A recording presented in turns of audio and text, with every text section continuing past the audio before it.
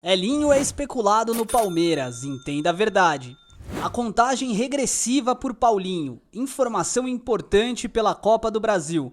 O futuro do Palmeiras representado por Arthur e o novo zagueiro do Verdão, afinal, já dá pra cravar? Fala família Palmeiras 90 mais, é isso que você vai ver no vídeo de hoje. Sim, não estou em casa, não estou com o uniforme, o manto oficial, mas eu não posso deixar de trazer as principais notícias do Palmeiras hoje pra gente conversar.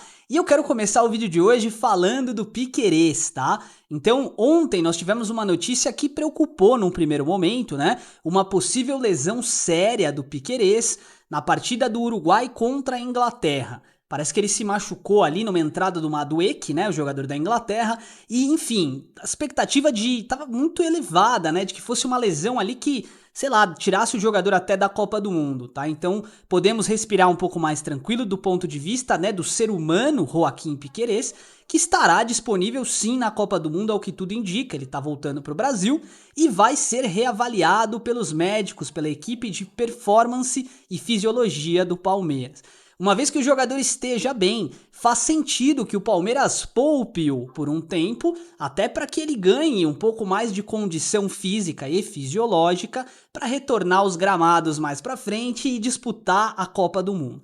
A Copa do Mundo acontece de 4 em 4 anos, é o sonho do jogador. A gente comentou aqui sobre a preocupação com o mental do atleta, né, que poderia ter se abalado, mas ao que tudo indica, trata-se apenas de uma torção e talvez uma semana, 2, 3 semanas de molho, o jogador volte 100%. Isso vai abrir um pretexto ali, né, um motivo relevante para que o Arthur ganhe minutos em campo. E eu decidi trazer essa pauta para o vídeo de hoje, porque vocês sabem como eu gosto, como eu defendo a base do Palmeiras, né? Para mim, a base do Palmeiras é a melhor de todas as Américas. Revela jogadores, inclusive, base de nossa seleção brasileira, né? Como Danilo, Vitor Reis agora, né? Entre outros tantos, Hendrick, Estevão. E mais do que tudo isso, né? Ela faz parte de um projeto. A base do Palmeiras viabiliza investimentos, viabiliza renovação de atletas e principalmente é um instrumento de socialização. O Palmeiras consegue pegar esses jovens de clubes, às vezes até como o Koné, que vem da África, e transformá-los em atletas profissionais de alto nível. Aqueles que não são aproveitados no profissional são negociados naquele esquema de mais-valia que a gente sempre explica para vocês. Arthur deve ganhar mais minutos em campo agora e o moleque tá jogando muita bola. Eu quero ouvir a sua opinião aí nos comentários. Faz sentido pro Palmeiras apostar e investir no Arthur? Ou melhor, apostar no Jeff Té mesmo, que já é um atleta profissional? A minha posição vocês já conhecem, gosto da base e entendo que há de se ter coragem para apostar e investir nesse tipo de atleta, tá bom? Seguindo o nosso giro de notícias aqui, o Palmeiras enfrenta o Jacuipense da Bahia em data a ser definida nas semanas de 22 de abril e 13 de maio. Nessas semanas, ainda a data vai ser definida, o Palmeiras joga a primeira e a segunda fase ali, né? Jogo de ida e jogo de volta, da quinta fase, quinta participação na Copa do Brasil desse ano. E aí o mando do segundo jogo é do Jacuipense e eles venderam, tá? Eles não vão conseguir manter o mando lá na Bahia. A expectativa é que esse mando fosse realizado aqui em São Paulo. O Palmeiras ia ter uma vantagem logística gigantesca, né? Mas, ao que tudo indica, eles venderam o mando para jogar no Paraná. Então, essa partida de volta, que vai rolar na semana de 13 de maio, tem tudo para acontecer no estádio em Londrina, o Estádio do Café, tá? Palmeiras, assim, ele vai para esse jogo, eu espero para o segundo jogo já mais tranquilo, né? Espero que aqui no Allianz Parque o Palmeiras consiga fazer uma boa partida e, enfim, criar uma vantagem aí para o segundo jogo ser um pouco mais tranquilo e a gente poder testar outras crias da academia, por que não, né? Falando agora sobre a recuperação de Vitor Roque e Paulinho, atenção! Vitor Roque ainda está treinando em separado com o grupo. O núcleo de saúde e performance e o núcleo de psicologia do Palmeiras estão fazendo um trabalho forte com o Vitor Roque para que ele retorne em condições de jogo no dia 2 de abril contra o Grêmio. Mas tem um porém, a gente precisa frisar. Pode ser que o jogador ainda não consiga atingir o seu ápice na partida e não esteja disponível para os 45 minutos, para os 90 minutos, na verdade, né, para a partida inteira. Então a expectativa é que o Vitor Roque volte gradualmente, justamente porque ele também é um favorito, né, à Copa do Mundo. Ele pode ser convocado pelo Ancelotti, tem grande chance disso acontecer, de modo que o Palmeiras precisa também preservar os seus ativos. Então, se a gente tem partida importante pela Libertadores, se temos partidas importantes pela Copa do Brasil e o Brasileirão, faz sentido que o Palmeiras poupe jogadores em algumas partidas, então você vai ver, sim senhor, uma espécie de mescla, tá? Eu tô preocupado com o John Arias. O John Arias, ele não teve férias, né? Ele sai do Fluminense no ano passado, após o Super Mundial, vai pro Wolverhampton, continua jogando, sem férias. Volta do Wolverhampton pro Palmeiras, sem férias. E está na seleção colombiana. Então, assim, o cuidado em cima desse jogador tem que ser muito grande e o Palmeiras sabe fazer isso como ninguém. Altas expectativas de que o colombiano volte em alta para o Brasil. Já sobre o Paulinho, a situação você já conhece. Ele tá naquele período de transição final. Finalmente podemos começar a pensar em contar com o Paulinho. Se ontem, antes de ontem, ele tinha 50% de chance de conseguir, né, se manter bem numa carga de partida pesada, hoje a gente pode afirmar que o jogador consegue jogar pelo menos metade de um tempo, tá? É claro, falta, obviamente, né, ritmo de jogo, ele vai voltar com calma, não vai ser aquele negócio desesperador, o Palmeiras não precisa colocá-lo numa fria, né, ele pode voltar com calma, volta, marca até o meio campo, solta a bola, tal, não precisa querer que o jogador faça grandes arrancadas ali, né. Então Paulinho muito provavelmente estará disponível em abril. Agora tem uma situação importante do mercado da bola, presta atenção. O jogador Elinho do Toluca foi especulado no Palmeiras, tá? Notícia do jornalista João Van Boysen. É um jornalista que cobre o mercado da bola no cenário internacional. Ele não é um setorista do Palmeiras. Ele deu essa notícia e aí a gente até separou um pedaço desse vídeo mais pro final para analisar os números do Elinho. Os números são muito bons, só para você ter uma noção. São 10 gols e 8 assistências em 27 jogos pelo Toluca lá na Liga Mexicana, né? Só que tem um detalhe importante que a gente precisa pontuar. O Palmeiras está monitorando o mercado inteiro. Então, quando eu vi essa notícia, você sabe que aqui a gente só trabalha com a verdade, não vou ficar te enrolando, né? Quando eu vi essa notícia, eu desconfiei um pouquinho, não do fato do Palmeiras estar sondando, mas do fato do Palmeiras ter interesse em contratar esse jogador. A gente vai ver já o valor de mercado dele e tal. Até encaixa no Palmeiras, mas não faz muito sentido para um clube que está sonhando com o Luiz Henrique fazer um investimento no Elinho. É verdade, Luiz Henrique tá cada vez mais difícil e tal, mas tudo bem, tem espaço pra gente falar sobre isso. O Elinho é um ponta direita, tá? Finalizador, chega na linha de fundo, mas até aí a gente tem o Alan e o John Arias, então não faz sentido. A menos, é claro, que o Palmeiras acabe optando por de fato vender o Alan. O Newcastle deve assinar com uma proposta na casa de 280 milhões de reais. Talvez o Palmeiras esteja pensando numa reposição, porque com essa grana, ao invés de trazer um Luiz Henrique, você traz um Danilo, um Elinho e mais um jogador. Aí pode fazer sentido, diz a sua opinião nos comentários pra mim, tá bom? Falando sobre o Danilo, o Anderson Barros hoje, no Bola da Vez, né, programa da ESPN, ele foi bem coerente, tá? O que ele disse foi o seguinte: o Palmeiras monitora o jogador, ponto. Não tem nada ainda de certo, não tem nada de concreto, mas o Palmeiras monitora o jogador. O Botafogo, segundo o Barros, tá passando por uma situação complexa do ponto de vista financeiro, e aí é óbvio, eles vão ter que fazer alguma negociação. O Danilo é um ativo de maior valor do Botafogo atualmente. Jogador renomado de seleção brasileira, eles vão ter que se mexer. Palmeiras quer. Esse é o ponto. Só que o Anderson Barros não pode, obviamente, chegar na imprensa e bater martelo, falar que vai fazer, que não vai acontecer e tal. Você sabe como funciona, né? Antigamente, há umas 2 semanas atrás, a Leila Pereira falou que o Palmeiras não ia fazer uma investida pelo Nino. E aí o próprio Anderson Barros hoje acabou soltando a bomba aí, né? De que pode acontecer. Então a informação que a gente trouxe aqui no canal, e eu lembro disso, tá? Foi a primeira fonte exclusiva que nós tivemos, nos passou que o Palmeiras já tá acertado com o Nino. Falamos sobre isso já, né? Um pré-contrato, na verdade, né? Onde o Nino só vai recusar se de fato ele receber uma proposta com salário 50% acima do que o Palmeiras colocou na mesa. Chance pequena, né, disso acontecer. Eu quero a sua opinião nos comentários também.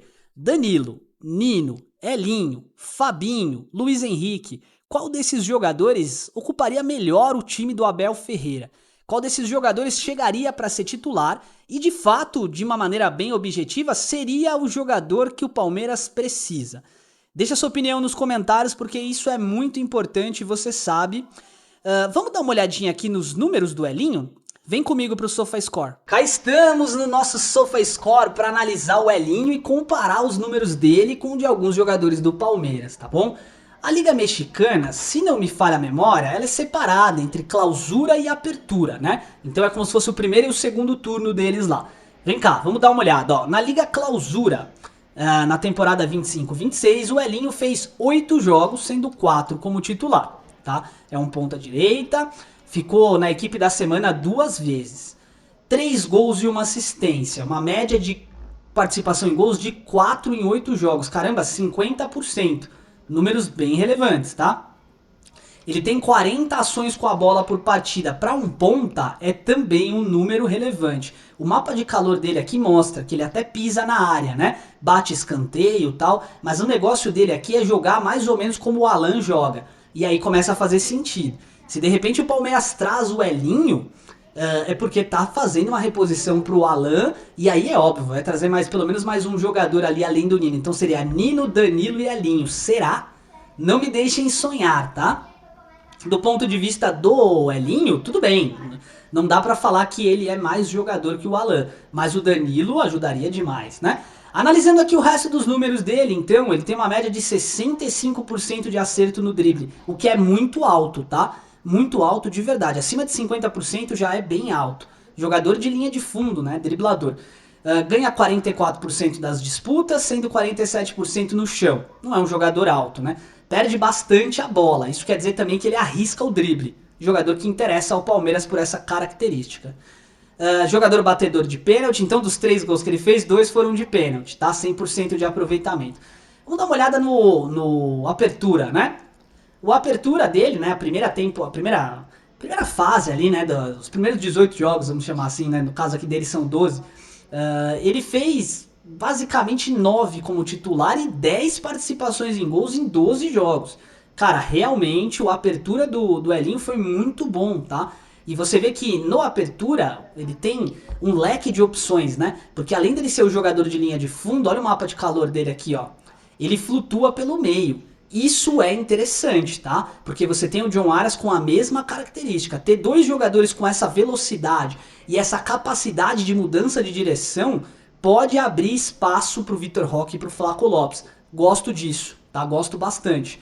44 ações com a bola, números muito elevados. 84% de acerto nos passes, sendo que no terço final são 80% de acerto. Bom número, tá? Quando a gente analisa aqui os dribles dele, pode ver aqui, ó, cai para 43%. Ou seja, ele acertou menos dribles, menos efetividade nos dribles. Faz sentido, tá? Tá tudo bem. Não é número ruim, não. Bom jogador, tá? Vamos comparar o Elinho com o Alan, só pra gente ter uma noção de nível do jogador. O Alan também tem números expressivos, né? Ó, legal. A gente vai pegar o Brasileirão 2026 do Alan com o Clausura 2026 do Toluca do Elinho. Olha a diferença na nota. Começa por aqui, ó. Tá? Então o Elinho é um jogador mais velho, mais experiente, de 25 anos, contra 21 anos do Alan. Eles têm a mesma altura, né? Perfis de jogo parecidos. O valor de mercado do Elinho é de 6 milhões de euros, enquanto o do Alan é de 16, né? Valor bem elevado. Mesma posição de campo, com a diferença de que o Abel Ferreira acaba pedindo para o Alan voltar mais para marcar, né? Essa é o grande diferencial. E olha que legal, os dois têm o mesmo número de gols, tá? Só que espera-se que o Elinho faça praticamente 3 gols em 8 jogos, tá? Esses os números de gols esperados, enquanto o Alan é de 1.5. O Alan cumpriu e dobrou essa meta. Interessante. A gente analisa aqui, o Elinho finaliza mais a gol, no caso aqui para fora, né? Tá ok, sendo que cada um tem uma média de uma finalização por partida e tal. O Elinho deu uma assistência a mais, então são números bem parecidos, só que os passes longos do Elinho são melhores, tá? Ele cruza mais bolas para a área, um jogador mais velho, né, mais experiente. E do ponto de vista dos desarmes, o Alan vence e dribla mais, tá? Então, quando a gente para pra pensar, o percentual de acerto do Alan é menor, mas ele dribla quase 2.5, quase 3 dribles por jogo ali, né? Então, assim, ok. Números muito parecidos, cara. Muito parecidos. Então, assim, cara, legal. A gente tem que começar a entender o que tá nas entrelinhas, né? Aquilo que tá escondido, que não tá sendo falado. Se de fato é uma especulação só, tá tudo bem. O Palmeiras costuma fazer isso mesmo, é natural, né? Tá sondando, tá vendo como é que vai fluir. Agora, se for uma coisa real, entendam o movimento. Aí sim, o Palmeiras estará negociando o Alan por algo em torno de 280 milhões para trazer jogadores e compor esse elenco. Danilo é um jogador que encaixaria perfeitamente nesse orçamento, com 150 milhões, e o Alan, com 45 milhões, também. Então ainda sobra uma grana para o Palmeiras fechar o Nino. Pode fazer sentido. Mas a gente ainda tem Thiago Almada correndo por fora, Fabinho, que pode chegar sem custos. Então, o Palmeiras se tornou uma vitrine, né? Cada vez mais. Jogadores querendo vir para o Palmeiras, justamente para poder entender o seu espaço nas seleções, ter um bom salário e, de repente, em alguns casos, até finalizar a carreira no auge, né? A gente tem jogadores desde a época do Zé Roberto, lembra? Vindo para o Palmeiras para encerrar a carreira. Felipe Melo, que jogou por um bom tempo aqui também. Eu acho que o Palmeiras está acertando nesse projeto. Então, se o apoio na base é grande e relevante, a gente também precisa pontuar que os acertos do ponto de vista de contratação estão começando a chegar. O Palmeiras gastou uma grana absurda na última temporada e alguns dos jogadores não deram certo. Facundo Torres, Mikael, M. Martinez, né? Agora, se de repente o Palmeiras manda o M. Martinez pro Botafogo, põe mais 100 milhões, 120 milhões na mão dos caras e traz, por exemplo, um Elinho, ou de repente traz um jogador em um Roger Guedes, um jogador que vai ajudar, né, a completar esse elenco, de fato a gente pode estar acertando de maneira objetiva. Quero aproveitar os minutos finais, você já sabe, se você tá aqui comigo no vídeo até agora, deixa um comentário pra mim dizendo que você chegou até essa parte, tá? É importante pra gente mensurar quem tá vendo o vídeo inteiro. E muito mais importante do que isso, né? É a forma da gente se comunicar. Eu quero agradecer vocês do fundo do meu coração, porque o canal tem crescido de uma maneira que, assim, eu tô muito feliz, tá? Eu já falei sobre isso com vocês. Quando eu tirei esse sonho da gaveta, a ideia era fazer era um hobby, né? E cada vez mais eu tenho certeza da escolha que eu fiz e agradeço por essa comunidade maravilhosa que a gente formou. Tá legal, meu amigo e minha amiga palmeirense? Um forte abraço, você já sabe. Avante palestra!